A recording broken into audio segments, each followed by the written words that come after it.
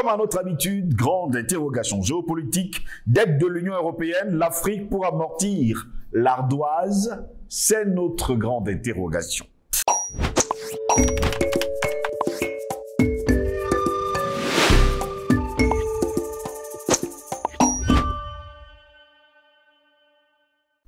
Qu'il est bon de vous retrouver sur Panafricaniste TV, votre chaîne de télévision qui vous apporte le meilleur de l'information. Bonjour, bienvenue à toutes et à tous à cette autre édition de Parole aux panafricanistes.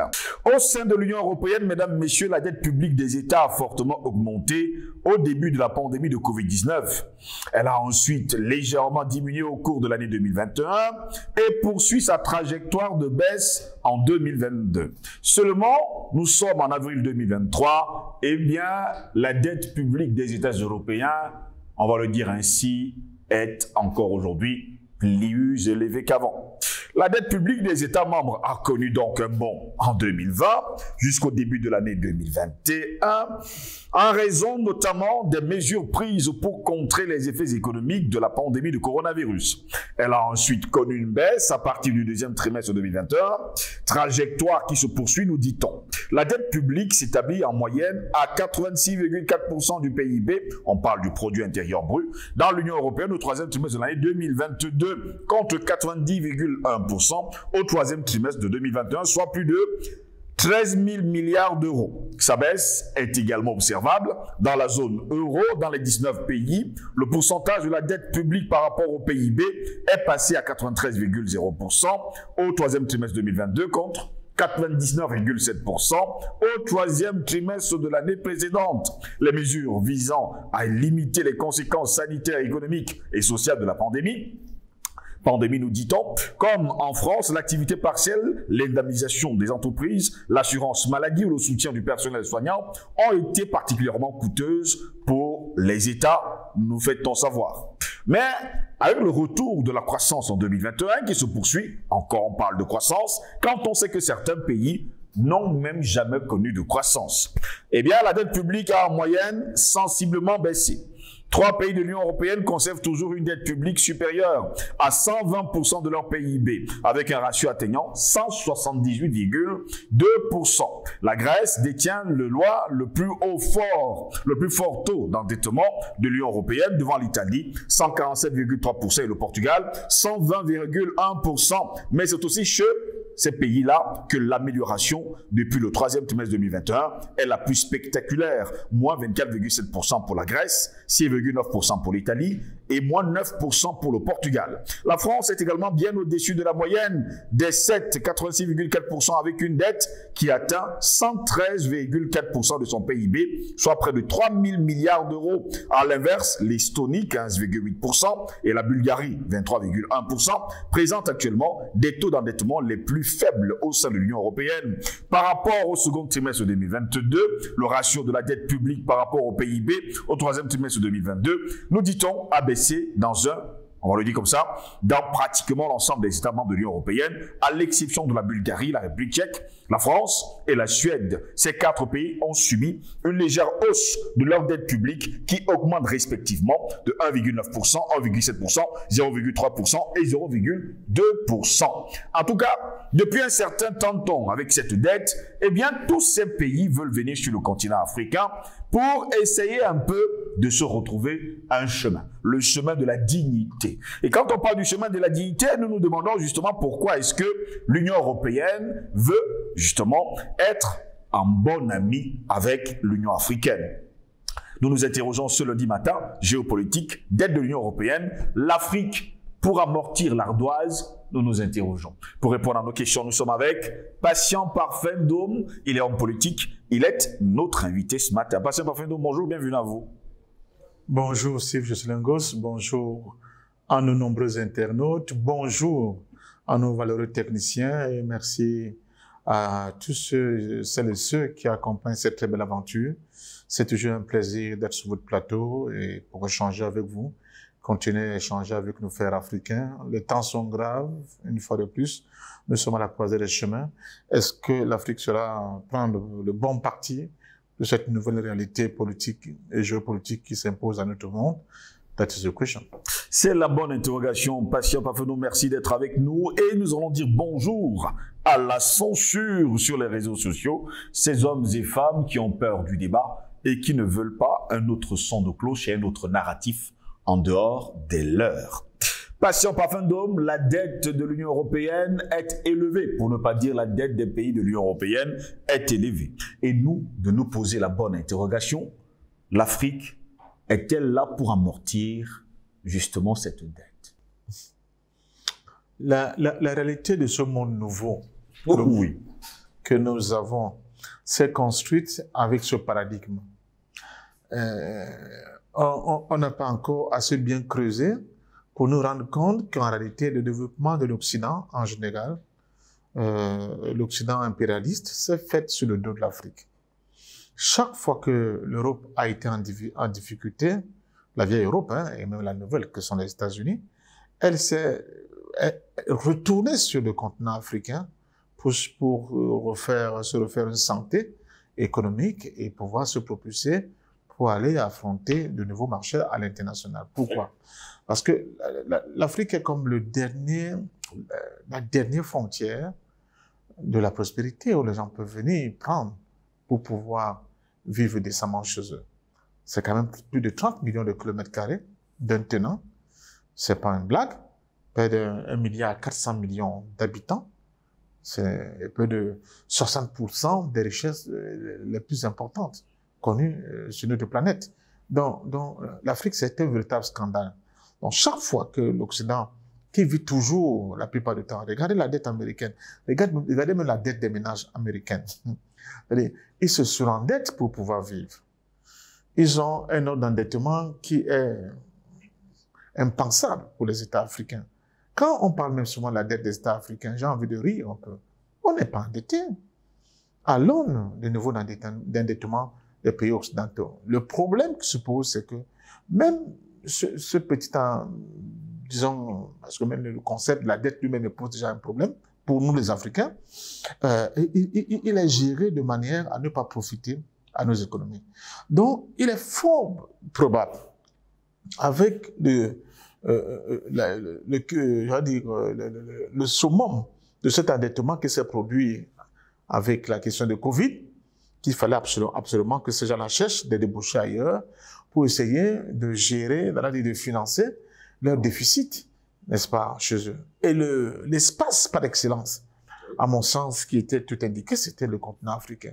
Donc vous allez voir un certain nombre de conflits militaires pour déstabiliser nos États, un certain nombre de restrictions budgétaires, le FMI et la Banque mondiale vont revenir encore à la rescousse, mais un certain nombre d'accords léonins qu'on va tenter d'imposer à l'Afrique pour tirer le maximum qu'on peut tirer, pour refinancer la dette chez eux, pour refinancer le déficit économique sur le plan macro chez eux. Voilà, à mon sens, ce qui est à redouter, parce que le passé nous a démontré que ce fait toujours comme ça. Quand on lance le projet au niveau de l'Occident, c'est-à-dire quand on décide de dire, bon, ici chez nous c'est saturé, il y a des guerres interminables qu'on mène entre nous, on ne sait pas par où donner la tête, et puis on leur dit, mais il y a tout un continent qui vous tend les bras, allez là-bas.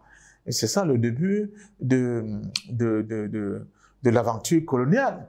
Ils viennent, ils prennent des parts de terre, et chacun pousse à son avantage le maximum qu'il peut. Tout le monde, c'est la ruée vers l'Afrique. Il y a presque toutes les grandes puissances que vous pouvez vous imaginer, jusqu'à ce qu'il y ait une confrontation entre deux puissances, l'Angleterre et la France, la bataille de Fashoda. Et c'est ce qui pousse le chancelier Otto von Bismarck, avec d'abord sous la pression du Portugal, qui disait attention, si rien n'est fait, il y a il est fort à parier que ce qui va se produire en Afrique, déjà avec les confrontations entre Européens, va déstabiliser de nouveau l'ordre régnant précaire au niveau de l'Europe.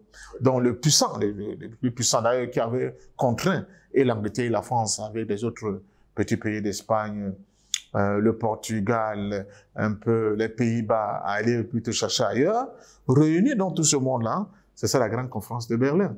de 84 à 85, en disant maintenant, arrêtez, on ne va pas continuer à donner ce mauvais spectacle de voir les Européens s'affronter sur le sol africain devant les nègres. Ça ne fait pas gentil. Donc, asseyons-nous et procédons à la partition de cet espace à notre convenance. Et c'est ce qui fut fait. Là encore, on va siphonner, on va sucer l'Afrique pour essayer d'endiguer l'inflation et les déficits là-bas chez eux, mais surtout se lancer dans un développement réel. Je dis que l'accumulation primaire du capital qui a permis à l'Occident d'avoir le leadership aujourd'hui mondial à travers le capitalisme, c'est en Afrique que ça se produit.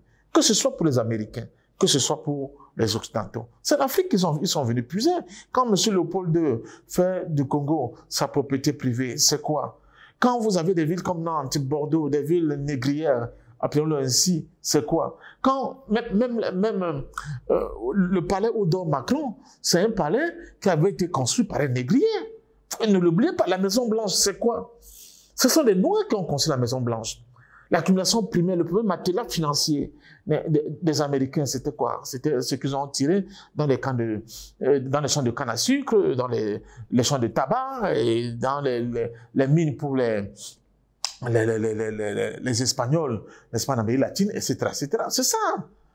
C'est l'industrie cotonnière, sucrière, de tabac pour les Américains qui vont le propulser à avoir ce matelas maintenant. Les deux guerres vont leur permettre d'avoir une économie d'échelle encore plus importante. Pour la France, pour l'Europe, c'est la même chose. C'est exactement la même chose. C'est la traite négrière, c'est l'exploitation des colonies au niveau de l'Afrique. Voilà, c'est ça. C'est ça qui a permis à ces gens-là de pouvoir s'élever. Donc là maintenant, il y a le Covid qui est passé par là et qui a décimé une bonne partie des actifs économiques occidentaux. Il faut résorber ce problème. Il y a également la guerre aujourd'hui du côté de l'Ukraine qui plombe également l'économie européenne.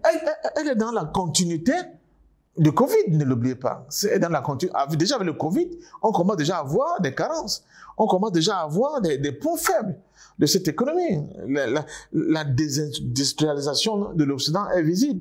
Même pour avoir des cache-nez, on est obligé de recourir à la Chine qui est comme la manufacture du monde. Les entreprises ferment tous les jours, les banques ferment également tous les jours. Même un savoir-faire a quitté l'Europe. Quand vous avez une société comme ArcelorMittal qui vient acheter vraiment la fine crème de tout ce que se faisait dans le même domaine au niveau de la France, vous voyez bien qu'il y a un problème, n'est-ce pas? Donc nous sommes là face à un casse-tête chinois. Comment faire pour résorber autant pour moi? Comment faire pour endiguer, pour essayer de contenir le déficit, n'est-ce pas, des économies occidentales? Et je pense que la solution toute trouvée pour eux, c'est rebattre sur l'Afrique. C'est pour cela que quand vous parlez de monde multipolaire, quand vous parlez de la fin de franc CFA, quand vous parlez de la dédollarisation, pour eux, mais ils s'hérissent des cornes sur la tête. C'est pour ça que je continue d'insister que la guerre russo-ukrainienne, attention, elle a encore de beaux jours devant elle. Parce que l'Occident ne peut pas accepter d'être battu KO debout, comme ce que se profile à l'horizon. Se profile, ou alors que tout le monde aujourd'hui est d'accord sur un point, c'est que l'Occident a perdu cette guerre? Oui, moi je le dis, mais ça se profile à l'horizon parce qu'ils ne l'ont pas encore accepté. Ils vont finir par l'accepter, qu'ils ont perdu cette guerre. Alors, quand ils vont perdre cette guerre, qu'est-ce qui se passe? Tout ce que vous voyez par exemple au Mali, même au Soudan, il ne doit pas nous étonner. Ils sont dans un nouveau jeu, ou bien une nouvelle carte qu'ils vont battre, et qu'il faut déstabiliser l'Afrique pour, encore une fois de plus, donner de la validité à notre présence militaire. Et qui dit présence militaire, dit influence diplomatique, dit influence politique, dit part de marché économique, etc., etc. Donc voilà ce qui va se passer. Il ne faut pas être sorcier pour faire cette analyse. Les chiffres, j'aime bien les chiffres, mais vous savez, j'ai un rapport avec les chiffres et les statistiques. Oui, moi, qui me disent absolument rien. Je suis dans l'analyse, c'est-à-dire que centrale. La question du fait que l'Afrique doit être libre, indépendante et souveraine ne fait pas toujours toutes les affaires de l'Occident. Parce que pour eux, ça va être aussi la branche sur laquelle ils sont assis. Et pour cela, il faudra tout faire. Ils sont qu'à leur début. Ils vont continuer à semer, n'est-ce pas, les foyers de tension, de déstabilisation, de guerre, de non-paix partout, parce que c'est sûrement comme ça qu'ils peuvent avoir la capacité de nous imposer leur présence avec son corollaire, n'est-ce pas, de passe-droit qu'ils auront sur notre continent. Et je pense que... Patient parfum d'homme, l'Afrique nourrit le monde depuis des siècles et des siècles encore. Va-t-elle encore l'accepter aujourd'hui en 2023? C'est la question qu'il faut poser aux fils de notre continent, à nos élites, à ceux qui sont aux affaires que j'appelle les décideurs de moment. Est-ce qu'ils nous voient pas ces réalités? Quand vous voyez comment les fils du Soudan s'échappent là, on ne comprend pas parce que on vous dit que c'est une question de réinsertion des milices Emeti dans l'armée régulière. C'est pour ça que vous voulez créer le chaos là qu'on voit. Alors que le Soudan a un rôle géopolitique extrêmement important, non seulement pour le Soudan, mais pour toute l'Afrique et même tout le monde, et pour le monde entier. Donc vous posez la question, mais nos élites, c'est quoi? Qu'est-ce qui se passe dans nos têtes? Quand on voit les velléités de confiscation de pouvoir de gauche à droite au niveau de notre continent, contre le bon sens, qui voudrait quand même qu'il faut un peu libéraliser, il faut donner l'impression à tout le monde de faire partie de ce nouveau construit panafricain qui est le nôtre, et non d'exclure certains, mettre certains, laisser certains au bord de la route, parce qu'il y a ceux qui estiment qu'ils ont reçu l'onction divine pour diriger nos États, souvent même contre les intérêts de ces propres États. C'est ça, il faut que les Africains se réveillent. Il faut que nos forces vives se réveillent, politiques, économiques, sociales, culturelles, qu'ils se réveillent. Qu'on regarde l'Afrique avec d'autres yeux, c'est notre seul paradis, c'est notre seul sang qu'on peut labourer pour le bonheur de nos enfants et de nos arrière-petits-enfants. Nous avons l'obligation de le faire. Sinon, Steve Joslingos, vous allez voir ce que vous allez voir. Vous savez, le chaos généralisé au niveau de notre continent, avec ces guerres qui n'ont pas de sens, mais surtout, de l'autre côté, de la Méditerranée et de l'Atlantique, les gens seront en train de boire de petits laits, tout douillet, en disant, oh, enfin, une fois de plus, nous avons réussi notre coup. Et heureusement, nous avons de nouveaux partenaires qui, de par les actes qu'ils posent, nous démontrent qu'il y a un autre chemin à prendre, que le chemin de la désolation, n'est-ce pas, intime, n'est-ce pas, de cette maîtrisure qui dure depuis les siècles au cœur de notre continent. Et il faut penser cette plaie, il faut regarder l'avenir autrement, parce qu'il y a de nouveaux acteurs, il y a de nouveaux paradigmes en création. Il faudra qu'on participe à la création de ces nouveaux paradigmes. Si on veut effectivement que ces paradigmes nouveaux qui arrivent là soient à l'image, soient forgés avec nos propres intérêts en ligne de compte. Donc voilà. Et ça, une fois de plus, d'abord, la question, n'est-ce pas, des lignes qu'il ne faut pas franchir avec les taux d'endettement, n'est-ce pas, au niveau des économies occidentales. Vous avez vu qu'avec le Covid, ils les ont franchis allègrement, sans que cela ne pose un problème. Alors que pour la Grèce, c'est ça qui fait le drame de la Grèce. C'est ça le drame de la Grèce, qui a été obligée de passer par les fausses codines du Fonds monétaire international, la Banque mondiale. Les Grecs ne l'ont jamais avalé. Ils ont dit non, on ne sommes pas des Africains. Vous ne pouvez pas nous faire ce coup-là. Allez faire ça, ce traitement de cheval aux Africains et non aux Grecs que nous sommes. C'est quand même nous, le berceau de la civilisation que vous réclamez. Vous voyez? Donc pour eux, c'est bien que les plans d'ajustement structurel soient appliqués aux Africains, mais pas aux Occidentaux. Je vous rappelle que la question d'affront, de la haine contre Hitler, jusque le nazisme, bien qu'aujourd'hui, avec la crise ukrainienne, on voit bien que j'aurais raison par rapport à ce que je veux dire. Ce n'était pas parce que, ce n'était pas beaucoup plus parce que Hitler avait appliqué, n'est-ce pas, cette solution à des êtres humains, mais c'est parce que pour la première fois, la même chose que eux, les Occidentaux, ont appliqué aux Noirs que ne sont pas dans la traite négrière, un leucoderme Hitler l'appliquait à un autre leucoderme, je ne sais pas, des Juifs. C'est ça qui fait la différence. Et c'est ça qui a, c'est-à-dire, ce lever de bouclier, non. Nous ne pouvons pas accepter qu'on ravale au rang de la bête sauvage des êtres humains avec la violence que Hitler a fait avec les camps de concentration et les trucs crématoires pour les Juifs. Ils ne l'ont pas accepté parce que c'était des Blancs comme eux.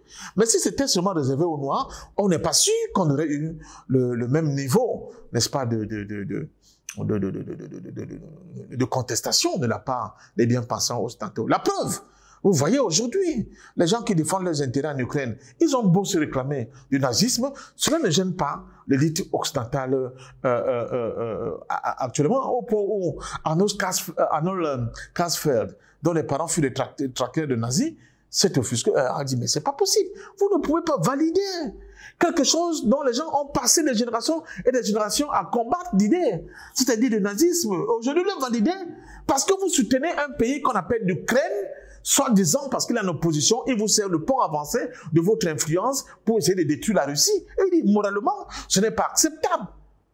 Mais si ce traitement de cheval, je continue de le dire, avait été imposé aux Africains, il n'y aurait pas à redire. Pour les Occidentaux, tout vrai sera normal. Quand je parle souvent du capitalisme, du racisme primaire de l'Occident, les gens disent, monsieur, vous exagérez. Je n'exagère pas. Il y a toutes les preuves qui le démontrent. Donc, une fois de plus, pour combler le déficit de leur niveau d'endettement chez eux, je suis totalement convaincu à 1 milliard de pourcents qu'ils vont créer des subterfuges et des moyens divers, variés, et les cyniques les uns plus que les autres, pour, une fois de plus, mettre le continent africain à genoux. Et alors, à nos élites, regardez, c'est ça la vérité. Vous attendez quoi? Pendant ce temps, l'Occident asphyxie les États africains par d'autres dettes venant du Fonds monétaire international, de la Banque mondiale et bien d'autres institutions. Thomas Sankara avait coutume de dire que nous n'avons aucune dette à payer justement à ces pays-là. Jusqu'à quand cette asphyxie va continuer à perdurer? Elle va continuer tant qu'on n'aura pas des gens courageux pour leur dire la vérité, exactement comme Sankara. Si on veut réfléchir un peu, entre l'Occident et l'Afrique, qui a endetté arrêté vis-à-vis de qui? C'est l'Occident qui a endetté. Quelle est donc cette dette qu'on paye? On paye quelle dette? Nous payons quelle dette? Qui est vraiment endetté vis-à-vis de qui? Quand j'entends des ministres français de la Défense venir parler aux Maliens en disant « nous avons perdu une dizaine de militaires dont nos troupes sont venues verser leur sang chevaux », je regarde ces Occidentaux, je me dis, ce niveau de cynisme et d'hypocrisie, vraiment, c'est toutes les guerres là, les deux grandes guerres, c'est le sang des Maliens qui a sauvé les Français. La France. Quand je parle des Maliens, je parle des Africains. Ils ont beau nous appeler dans le vocable du tirailleur sénégalais, mais on sait très bien que ce sont des centaines de milliers d'Africains qui ont donné de leur vie pour que cette France-là puisse même exister dans le format actuel. Si les Africains ne s'étaient pas sacrifiés en donnant de leur sang, on parlerait allemand aujourd'hui à Paris. Ils ont tendance à l'oublier. Donc je dis, qui est même endetté vis-à-vis de qui? Regardez les dettes. On vous fait des prêts, mais on exige que ce soit des sociétés les leurs qui exécutent les prétendus travaux. Oui. Donc on vous donne d'une main, on récupère de l'autre main. Et vous vous retrouvez en train non seulement de payer la dette elle-même, mais le traitement, n'est-ce pas, des intérêts de la dette.